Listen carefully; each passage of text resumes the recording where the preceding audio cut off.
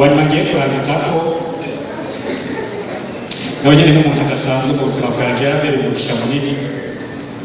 ariko sinzi ko ari ngaha yitwa Claudine Manirabona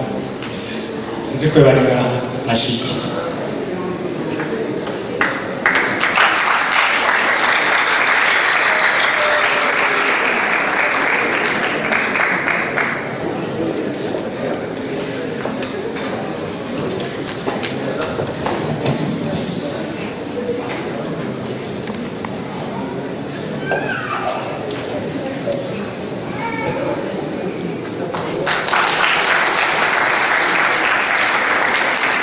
yafise akajambo ndamuvuga ko gushimira Imana abantu bemera Imana kandi kumbure kashobora kubafasha hagiye wemera Imana wayakiriye mu buzima ufise niyo Mana ufise ibintu bihambaye cyane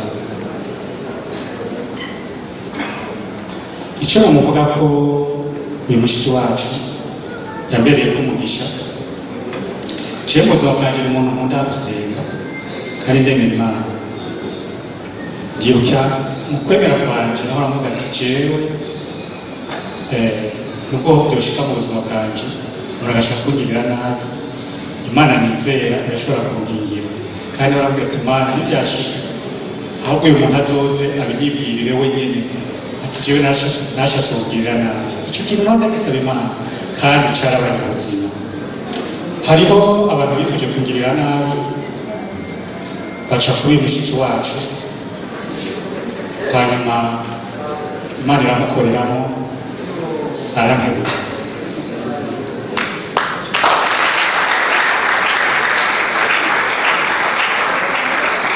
hari mu mwaka wa 2019 inayoka ngaho mu gihugu nk'umurezi bagirira rero nagira ndamushimire ndamushimira umutima yagitse kumbure ubwo muri ko muranganira sinzi nimba hakati gato bikire uvuga okay murakoze kama nanje fatikanije kuno munsi fatikanije na Felicien nani Femido Jamba gushimira Imana myaka 50 kuba yikwije akiriho cyukuri haraho bitari bishoboka bashobora kuba akiriho kumvo z'abantu bataba babifuza ineza y'igihugu cyangwa ko banezererwa bijya umuntu aba ariko araronka canke arashikako zari tariki 18 mpaka ukwezi kwa gatandatu mu 2019 niho naronka message ivuga ko ashobora kugirira nabi uwo mushinga nayo byumva n'ijambo ndetse asanzwe akunda igihugu barabimbwira umwanya muto byari bigoye kwakira kuko bari bashikiriza amahera menshi cyane byari byo ushobora kubikora kuko kuronka nk'amamiliyoni 7 uyarongo nyine atatukoze kukantu gatoya ukoze ubona ko kagaragara ko uyarongo nyine byari ibintu byoroshye cyane kubikora ariko burya umutima wo kwica muba warabimenyereye ndikuje narayo mpangayitse cyane kubera umushinga nawe niho nitoye ndamubwira ati ndagukeneye by'ukuri kugira ngo tujye tuyage kugira ngo bantu kabane kuri Facebook bikaza bisanzwe ko ari abantu bice gushyiramo fondation Femido Jamba icyo gihe narifana cyane hama ngira amakomantere babona ko ndumwe ndikunda cyane bavuga ati hamwe ibikorwa twumucako turashobora kumutora byoroshe